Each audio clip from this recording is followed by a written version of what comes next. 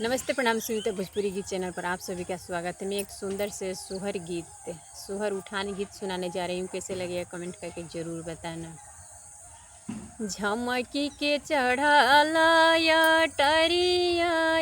टरिया चढ़ी बैठेल हो ए लालना मोरे प्रभु गैनी कचहरिया मालिनिया से लो भाई गईनी हो।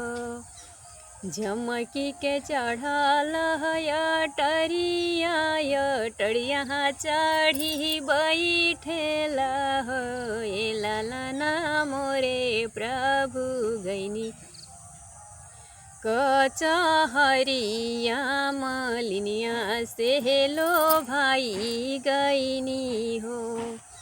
हम तो से पूछिले मालिनी बिटिया वहरू गोवालिनी बिटिया हो ए बिटिया कैसे कैसे हे राजा के हो भोरा वेलू मोरो निंदिया हरेलू हो।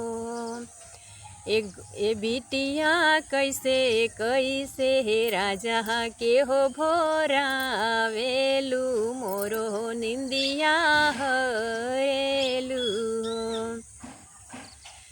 सोने के खटियावा बिछाइले लवंग के तकिया लाइले हो।